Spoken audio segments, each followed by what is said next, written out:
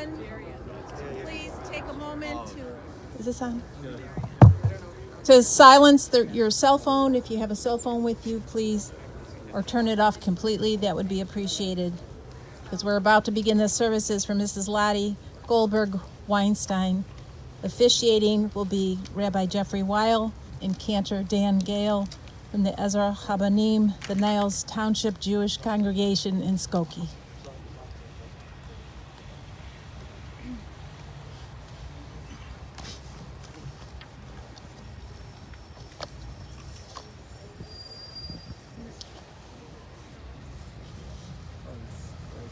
We begin with Kriya. Kriya means tearing. And Lottie's children, if it's comfortable for you to rise, please rise. The three of you. In the Bible, our forebears, or biblical forebears, when something calamitous would happen, or something shocking, or just something sad, they would tear their garments, in a sense, exposing their vulnerable hearts. And the blessing that we say, which you'll recite in a moment, acknowledges God, even during the sad times, as the Dayan Ha'emet, the judge of truth. And so the blessing. Baruch atah Adonai Eloheinu melech ha'olam Dayan Ha'emet. Amen. Just tear up a little bit, just a little bit of spine.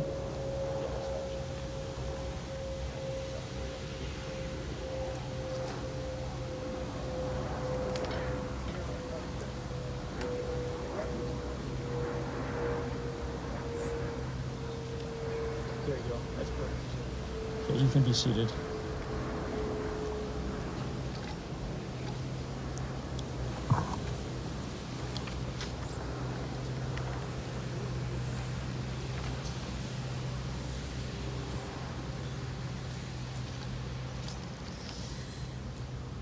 Adonai, ma Adam v'teta ehu, ben enosh v'techashvehu.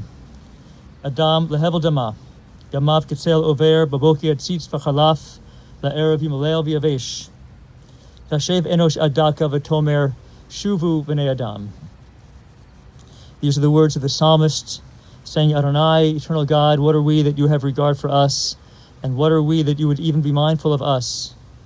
We are all of us just a breath, our days a passing shadow. We come and go like grass, which in the morning it shoots up and is renewed, and in the evening of our lives it fades and withers. But God, you cause all of us to return unto dust, saying, Shuvu b'nei Adam, return, O mortal ones. Would that we were wise, and that we understood whither we go from here, for when we die we carry nothing with us, not our glory, not our riches. But God, you say, Shmor tam urei yashar, mark the wholehearted, behold the upright. Those are the ones who shall find peace, who shall find shalom. Friends, we gather today to remember one who was wholehearted and upright, and she was outgoing and capable and involved, and she lived a very, very full and loving life. Lottie Goldberg Weinstein.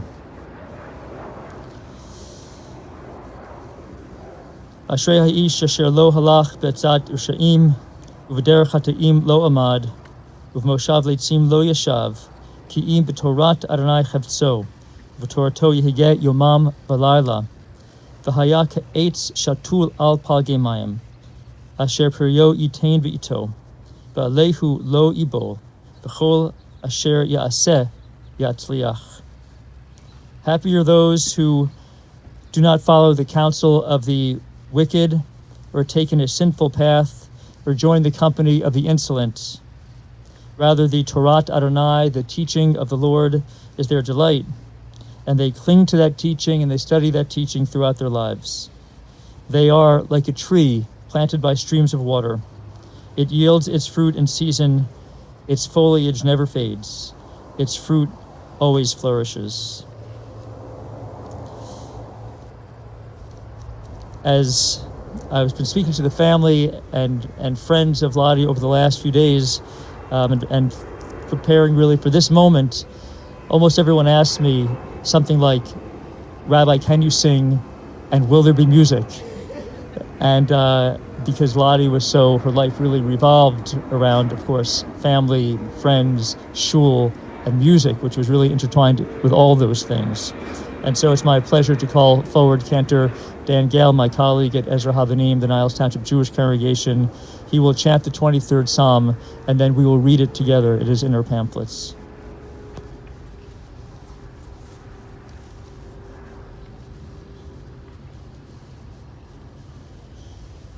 Thank you, Rabbi Weil. Friends, family, along the lines that Rabbi was mentioning, I was informed by Charles, Susan, and Cheryl that if I hit a wrong note, Lottie will know. So the pressure's on.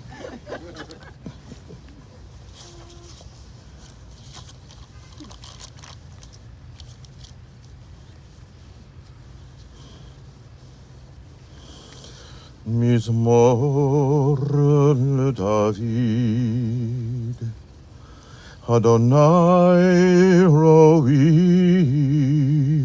roech saul, binot deshe yarbitzeni al mei, menuchod yenahaleni. Nafshi yeshovev yonecheni b'magle tzedek leman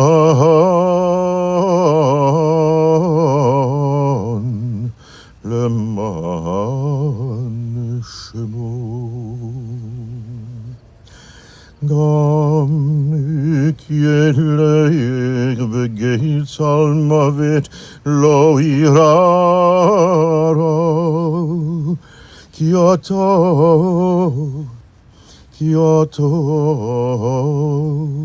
imadi.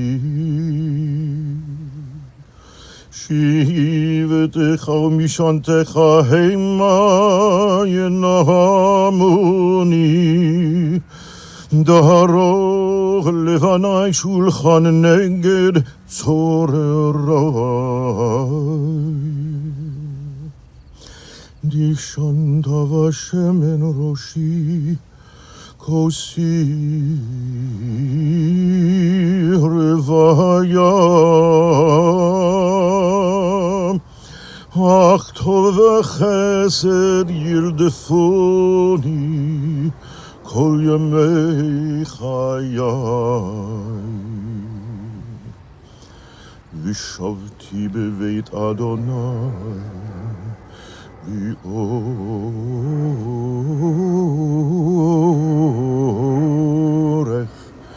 yamim.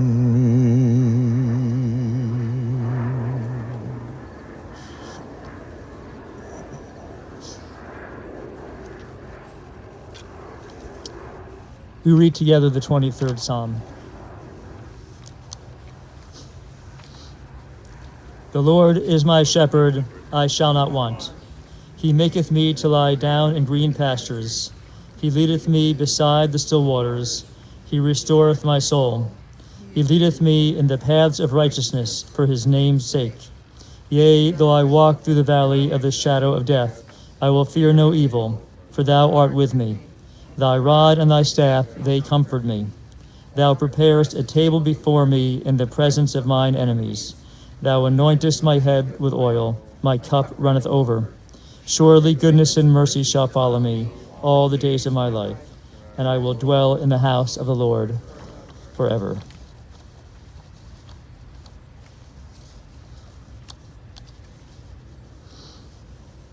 Lakol zman ve'et lechol chefetz tachat hashemayim. Et laleret ve'et lamut, et lata'at ve'et la'akor natua, et lifrotz ve'et livnot, et livkot ve'et lischok, et tzvod ve'et ukod, et lahashlich avanim ve'et knos avanim, et lahavoch ve'et lirchok mechavek, et levakesh ve'et la'abed, et lishmor ve'et lahashlich, et likroa ve'et lipor, et lachshot ve'et ledaber. For everything there is a season, a time for every purpose under heaven, a time to be born and a time to die, a time to plant, a time to uproot that which is planted, a time to tear down, a time to build up, a time to weep and a time to laugh, a time to grieve and a time to dance, a time to throw stones and a time to gather stones together, a time to embrace, a time when we must refrain from our embraces, a time to seek and a time to lose, a time to keep, a time to discard, a time to tear, a time to sow, a time for silence and a time for speaking. And so we speak.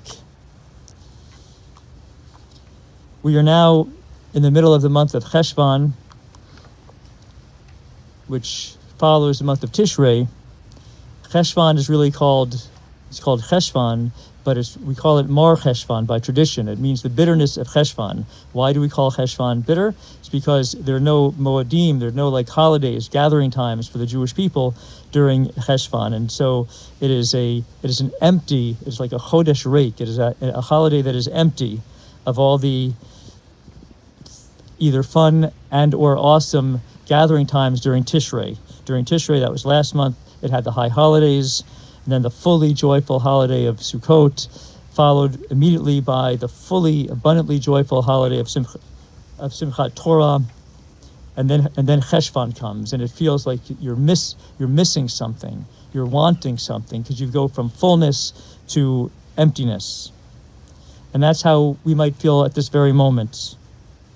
We gather with a sense of emptiness. For we have lost Lottie, who lived a full life.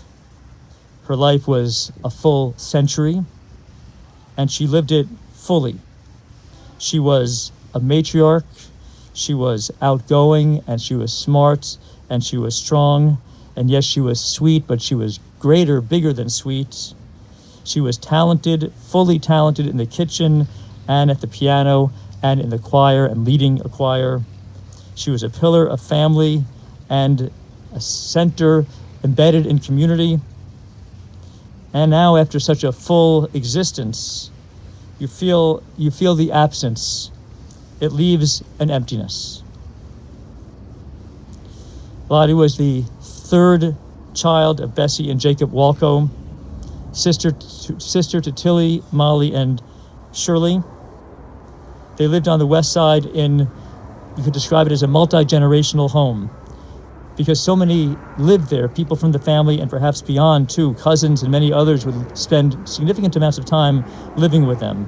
For a time, I believe I got this right, Lottie shared a bed with her grandmother. Her dad, Jacob, was a union plumber, and then he owned a succession of restaurants, diners, and then a grocery or mom and pop store. Meanwhile, Bessie, Lottie's mom, took very seriously the Jewish mandate, all who are hungry come and eat. Didn't have to be Passover. She fed legions in the most organized way. Lottie, later in her life, would be inspired and learn from this. Lottie went to Manly High School and she excelled in lots of different ways. She did very well academically, taking advanced classes, physics, and more. This is during a time when such academic rigor was not necessarily expected of girls, but she did. She was also, although Cheryl will talk about this, an accomplished athlete. She was, of course, as you all know, a talented musician, playing piano and singing. She was not merely adept at figuring out chords on the piano of melodies. She learned musical theory at a high level. And their West Side home fostered this. There was music in the air. There was music on the radio or on the record player. It was filled with Caruso and other opera singers. Aida was a favorite. Lottie met Albert Goldberg, and they fell in love. They had their family. They settled in Lincolnwood, where they raised Charles and Susan and Cheryl. The home was Lottie's domain, and as such, she brought music into it. Everyone played an instrument. This surely was not Albert's influence. Unlike his wife, he was not particularly musical. He wouldn't, for instance, chant Kiddush. He would just speak it. It's okay, it got done. It was also a home devoted to Judaism, of course. Her childhood home was more traditional, Orthodox, but the conservative movement appealed to Lottie. And although she lived to Lincolnwood and there were other congregations, other options that were closer, she was drawn to a congregation Ner Tamid. Why? Because Ner Tamid, she had learned, was seeking to enhance its choir. And this, if you will pardon the pun, struck a chord for Lottie. And thank God it did, truly, because it just launched a long relationship, decades-long relationship between the Goldbergs and the shul, and a decades-long friendship and friendships with Goldie and Cantor David Brandhandler and many others. I spoke to Goldie yesterday afternoon, and I asked her to describe her relationship with Lottie.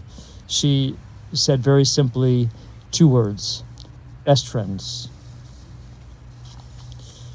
The couples vacationed together.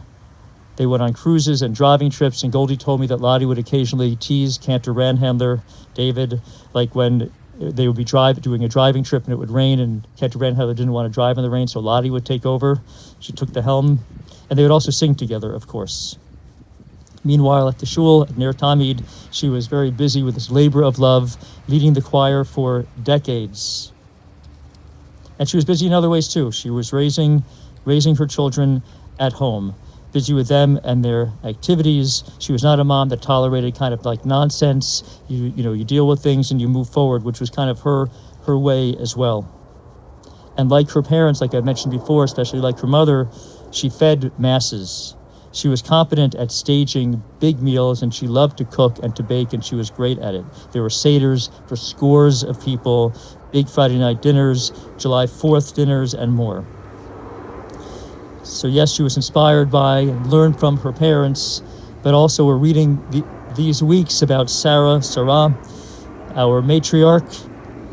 We're reading those Torah portions, and at Shabbat, Sarah exemplified the mitzvah of Haknasat Orchim, welcoming guests into the home, and this Lottie did.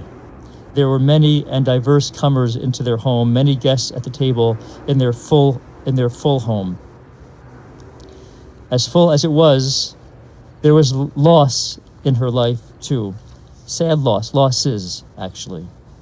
Albert passed away, a terribly sad loss. He was just 69 years old, Lottie younger, as you know.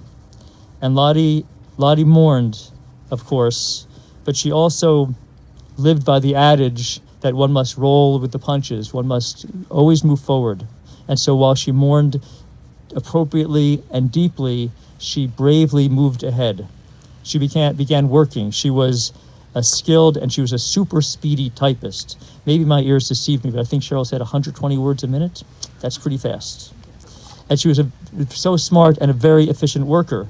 For a while, she was doing some temp jobs, and whoever her supervisor was would give her a project that they thought would last for a few days. Lottie would be done by lunch on the first day. Through the choir, Lottie then met another good man, a CPA, a widower, Bert Weinstein. Their marriage was good. It was full of singing. He was in the choir and dancing, and they traveled together. But it also ended sadly and much too soon, after just a couple years, with his sudden passing. Again, she grieved. To lose like this, 2 husbands, 2 loves, it's truly awful. But again, she summoned her strength and she forged ahead. She was good at remaining busy. There was always stuff to do. She was involved in lots of activities. She was busy with the choir, with her dear friends. Many of you are here, and as Cheryl has mentioned, for someone who is 100 years old, sometimes the people who are showing up are not so many, but obviously with her and with this family being, as I said, embedded in the community, just being who they are, there are quite a lot of you here and quite a lot of you there as well, watching virtually. She remained friends with Goldie and with Ruth Groner, a friend from high school, and Lottie filled her days with cooking and baking, like those ginger cookies, which she shared with everyone, including at a certain point with her doctors, with bridge playing. She served on the board of the shul. She was in charge of its kitchen. She was a chair of a chapter of ORT. She chaired Torah Fund. She was honored by Jewish Theological Seminary for her devoted work for the conservative movement. This was a woman with dynamism. She led a dynamic and an active life, Jewish life and beyond. But of course, nothing captured her attention or elicited love for Lottie like the family. And that family grew and grew over the decades. She welcomed into the family Karen and Maury and Larry, and then was, of course, overjoyed as a new generation ariseth, a new generation came into being. She was a loving grandmother to Sherry, Brian, Alan, Stephen, and Aaron, and, of course, Crystal and Eliana. And then the newer generation, Justin, William, Hannah, Benji, Mariah, Raquel. As I mentioned, we're reading about our early matriarchs and patriarchs in Torah these weeks. And we read about this week how Sarah begins her family just with one, and yet it grows, of course. It became a large family, it became the Jewish family and the Jewish nation. And next week we'll read about the end of her life, Chaye Sarah. It means a life of Sarah, but we read about her death and how she is buried in Ma'arat Machpelah, the cave of Machpelah. It would become a burial spot, a place of eternal rest for most of our matriarchs and patriarchs. It is a sacred place, that place in modern-day Hebron, in Hebron. And when we connect with our past, in places like this, we feel our roots, we better understand who we are and our story. This is such a place for your family. Lottie's family is here. My parents, sisters, brother-in-law, and now Lottie is being laid to rest among her kin, among them. The story of her life, of her good and full and long life, is now added to their stories, in a sense for the ages, and it is your story as well. May her life, which was such a full life, inspire all of you, all of us to live more fully. May it move all of us to love more abundantly, and may it stir in us the desire to sing more joyfully. Zichrona livracha. May her memory be for blessing. Amen.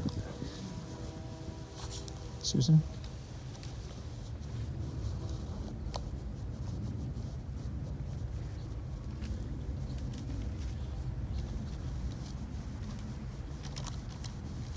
Hello, family and friends.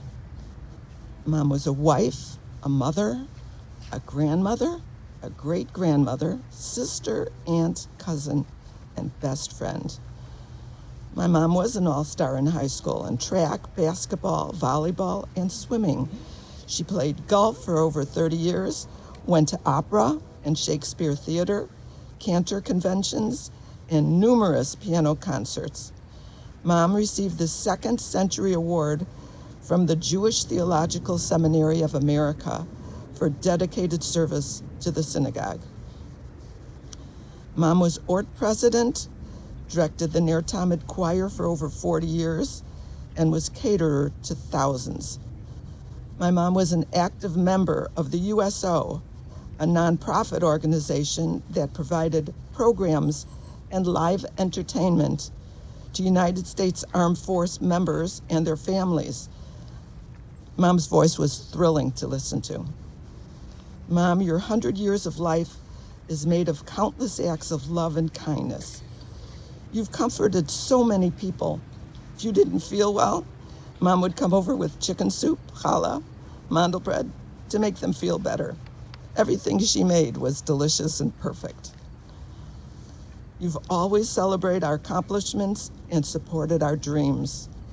Always a shoulder to lean on and an ear to listen to our situations with encouragement and positive alternatives. You've always said, listen to your mother. Music was always part of our life. Charles with trumpet, Cheryl with flute, and I played piano. One of my personal highlights was having my mom hear me after countless years and years of piano lesson to perform the Grieg Concerto at Orchestra Hall. It was both thrilling and terrifying. Mom had wonderful caretakers. Cassie, Mira, Vera, they were most attentive and caring. They were the best.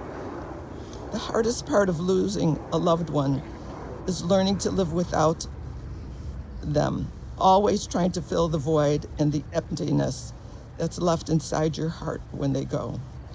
So thanks so much, Mom, for being a blessing to all of us, being a wonderful mother, and having a heart of gold. Thank you.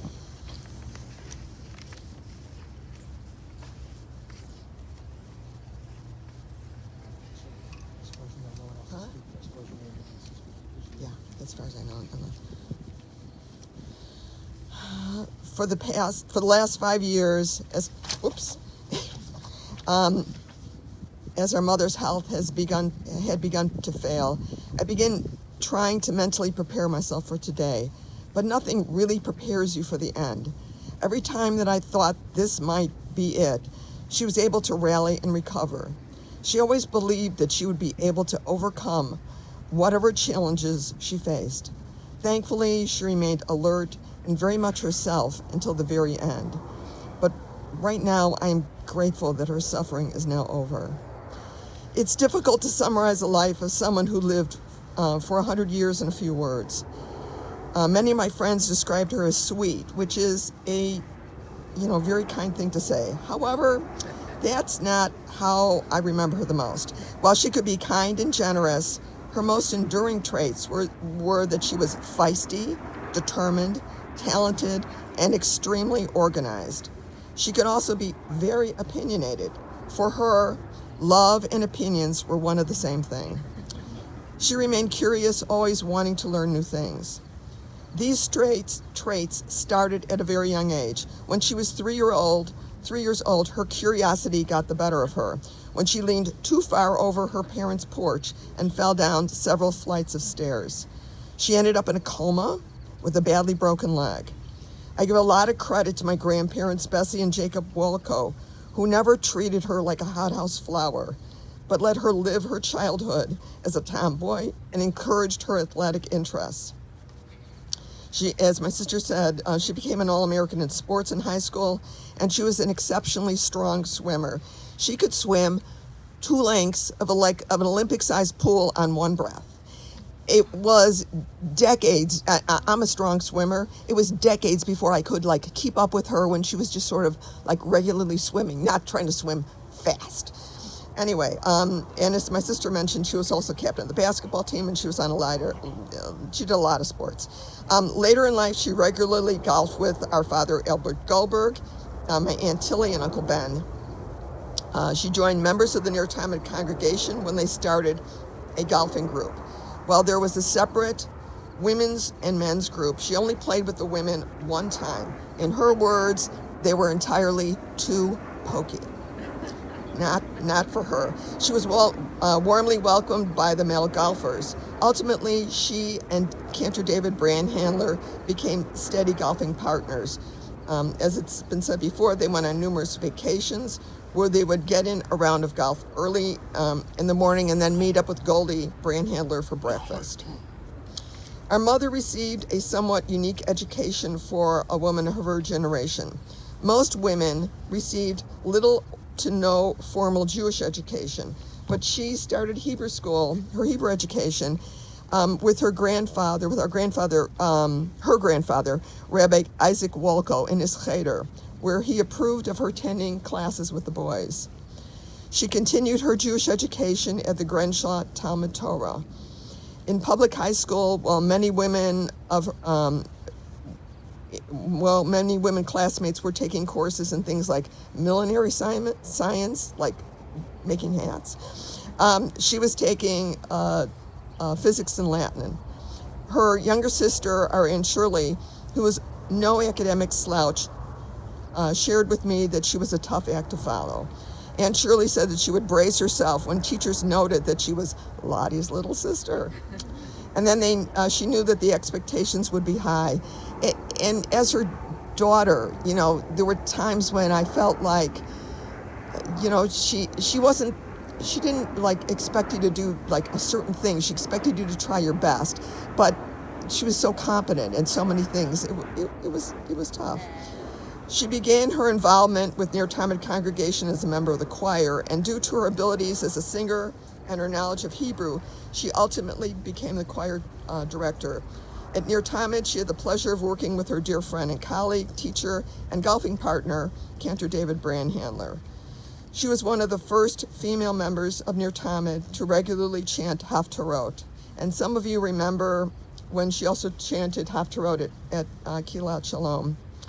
Music was not limited to the synagogue. Extended family dinners often ended up with all of us gathered around the piano, with my sister Susan or her playing, and all of us singing along. She was the accompanist for one of her choir members, Rosetta Brim, who organized a yearly musical performance by members of the PTA at Daniel Boone School.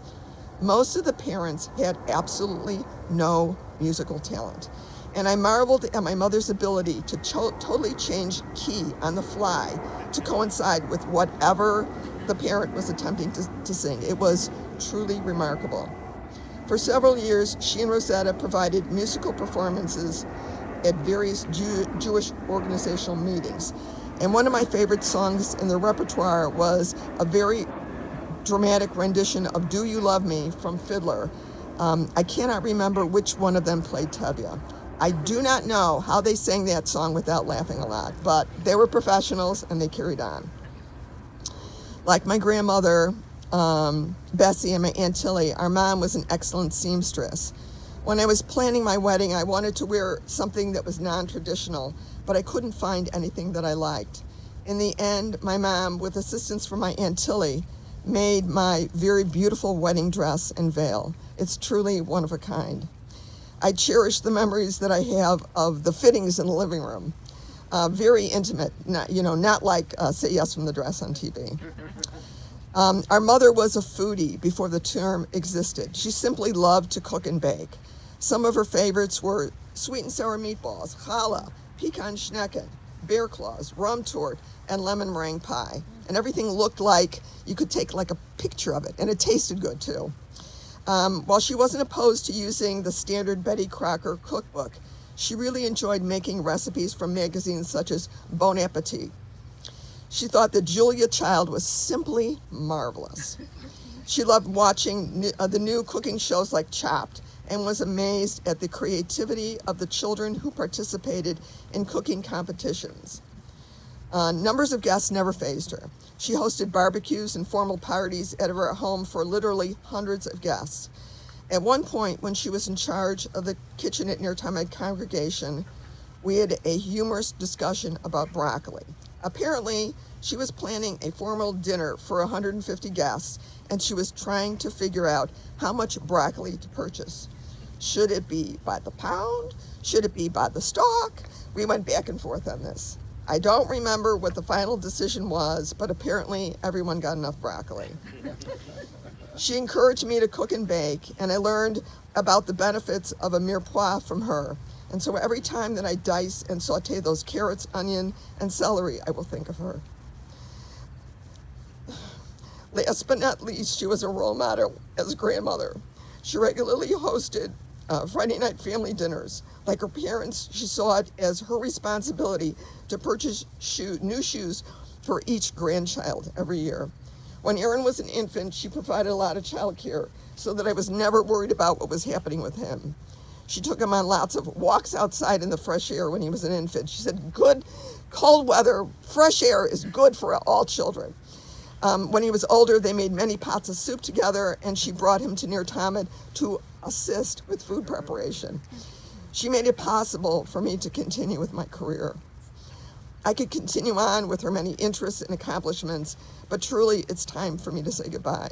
I want to conclude by reading a private meditation that she shared with Chuck and Sue and I a few years ago when her physical health began to decline. And in typical Lottie fashion, it's laminated.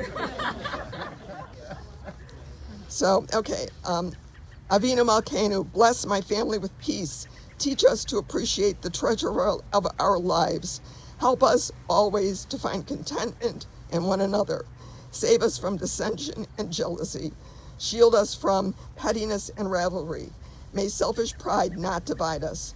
May pride in one another unite us. Help us to renew our love for one another continually. In the light of your Torah, grant us, the people of Israel, and all your creatures everywhere, health and fulfillment, harmony, peace, and joy. Amen.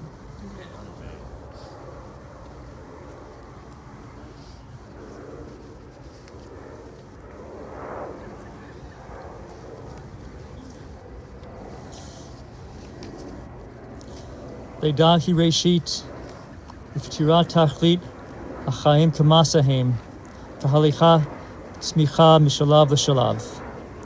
Birth is a beginning, death a destination, and life a journey, a going and a growing from stage to stage. And now, sadly, the long, beautiful, full of love and music and more journey of Lottie Goldberg Weinstein has reached its conclusion.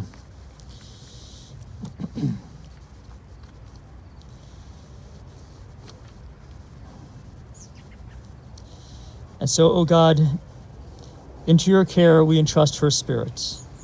For you keep faith with your children in death as in life. Sustain all of us, O God, that we may meet with serenity the mysteries that lie ahead for us, so that when we walk through the valley of the shadow of death, you, O God, will be with us as a loving friend in whom we put our trust. You are the light of our lives and our hope in eternity. We rise for the memorial prayer.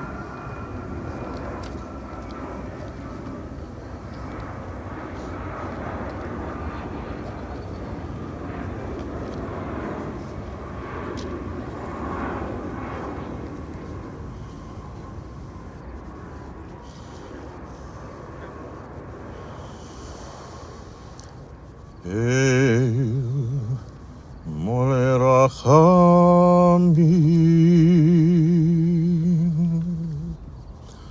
shochein b'meromim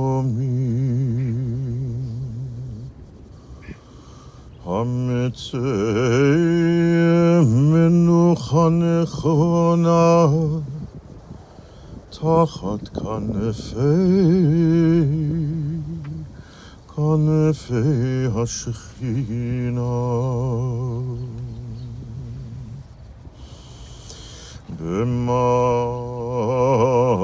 b'malot kedoshim b'malot kedoshim kedoshim uteorim kezohar harakia vazirim et nishmat Zotya bad Yaakov uvatya shehalecha olamo began Eden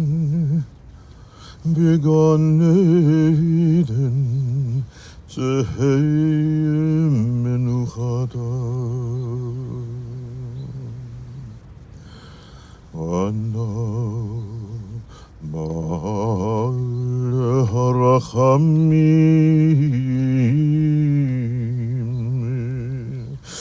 Astireha beseter knofech chol olamim Utzror bitzror achayim hed nishmata Adonai hu nachlato v'tanuach b'shalom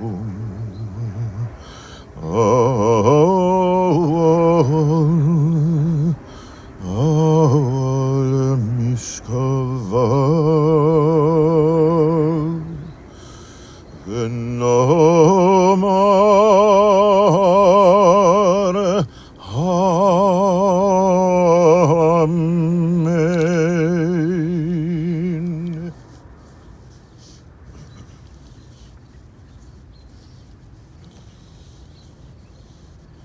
compassionate God, eternal Spirit of the universe, grant perfect rest in your sheltering presence with the holy and the pure who shine like the light of the heavens, to Lottie Goldberg Weinstein.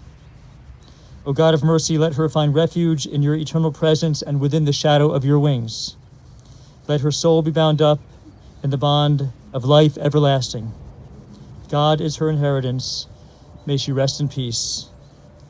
We say, Amen. You may be seated.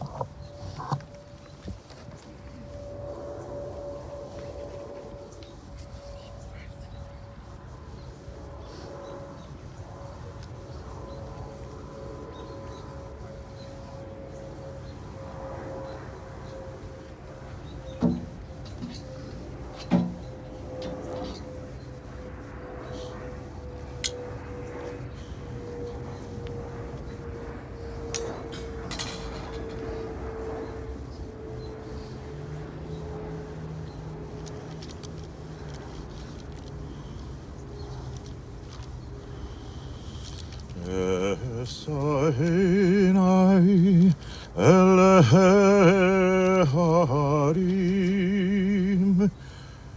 me'ayin yavo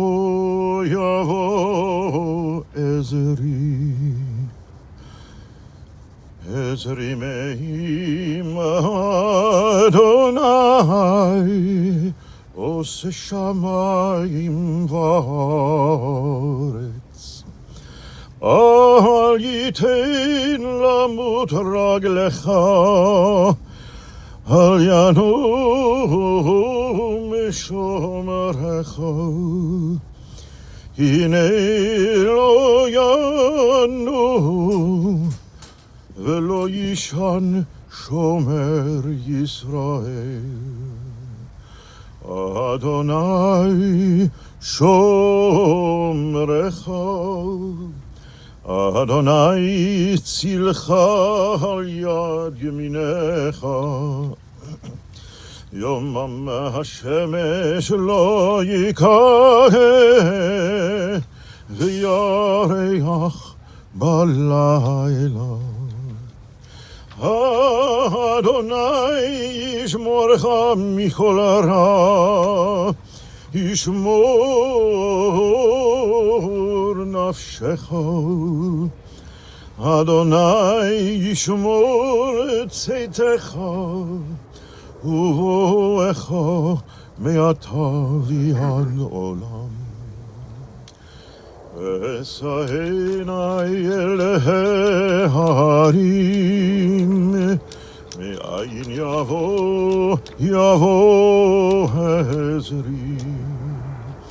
Ezri me'im Adonai Ose shamayim va'aretz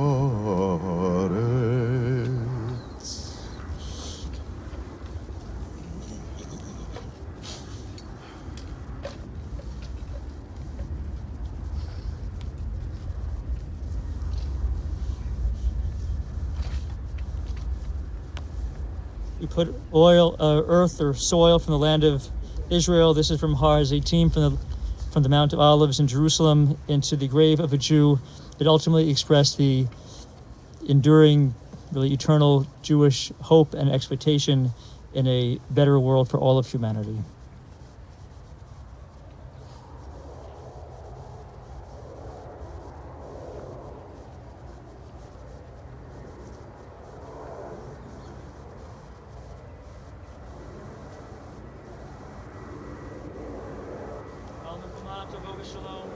May she come to her eternal home to shalom and peace.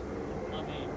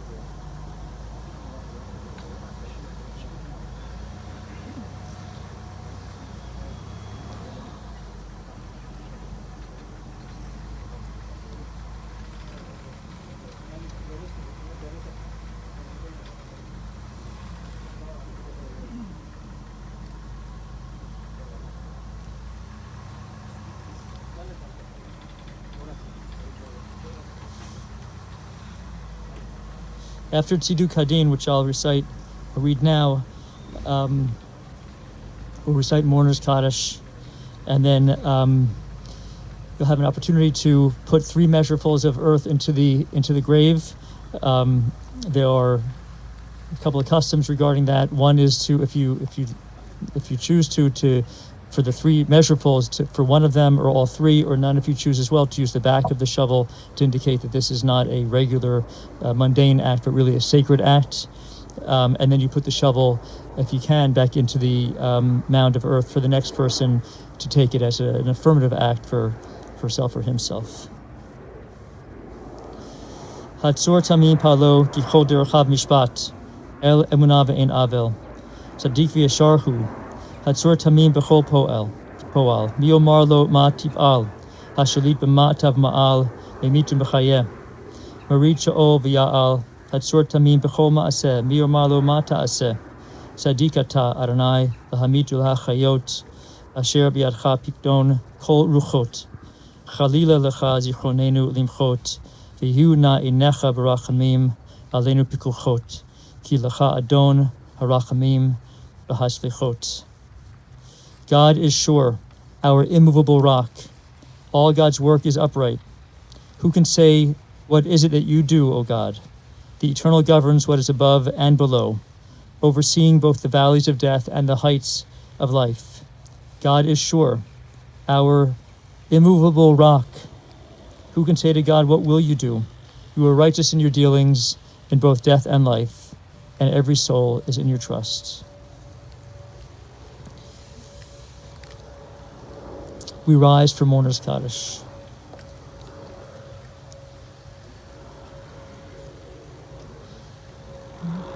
Ready? Are you guys ready? Yitgadal v'yitkadash shemei Rabbah ve'alma divrach hirutei v'amlich machutei v'chayechon uv'yomechon uv'chaye dechol beit Yisrael ba'agala u'yizman kariv v'imru amen. Yehei shmei Rabbah mefarach la'olam u'lamei amayam. Yitbarach v'yishtabach v'yitpa'ar v'yitromam v'yitnaseh v'yithadar v'yitdaleh v'yithalal shemei dekudasha barichu. La'ela min kol birchata v'shirata, tushbechata v'nechamata, da'amiran be'amad v'maru, amen. Yehei shlam arab min shmaya, v'chaim alenu ve'al kol Yisrael v'imru, amen. O seh shalom b'mromav, hu ya'aseh shalom, alenu ve'al kol Yisrael v'imru, amen. Before we proceed with the filling of the grave, I'll ask everyone here who's present to support the 3 mourners who are here to respond after me, repeat after me these traditional words of comfort for mourners.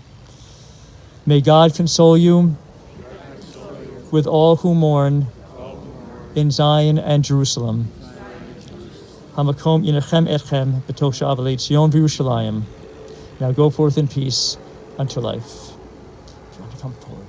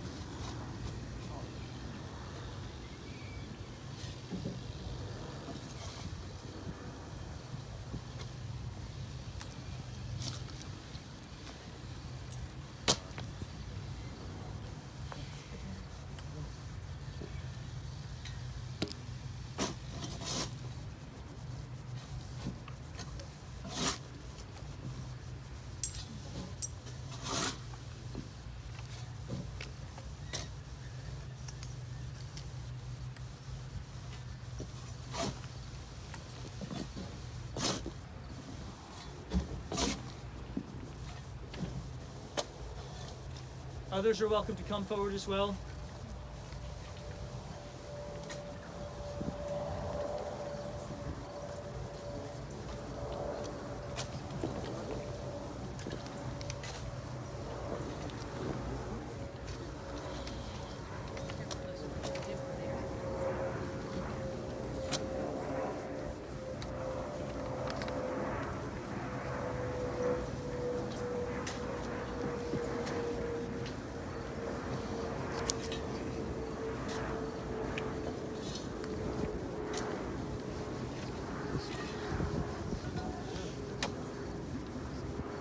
Folks, the cemetery also provided a bucket here with cups. If the shovel's too difficult, you'd rather use the small cups within the bucket over this on this side.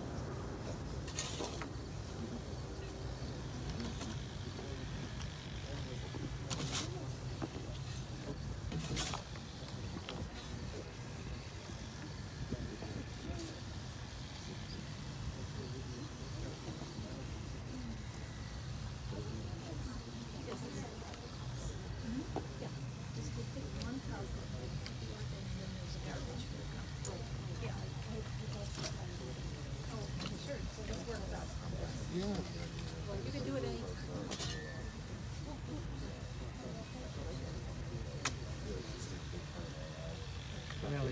Of course. Talked about it all the time when you call. Talked about you too. Every time. Do you know who came over? You know who I talked to?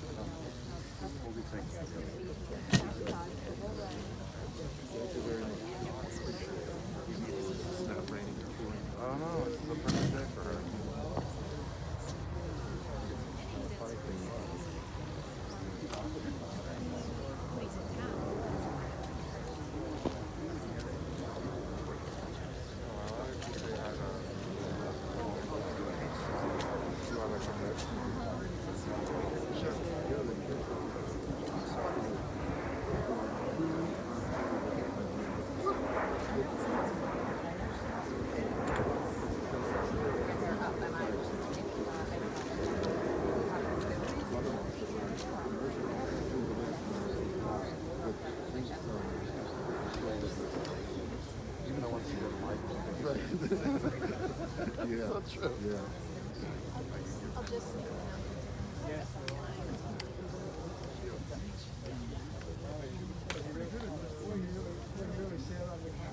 This does conclude the service. For those of you online, the Shiva details are listed on our website. For those of you present, they're listed inside the service folder you received. If you didn't receive one, please see me after the service. And also,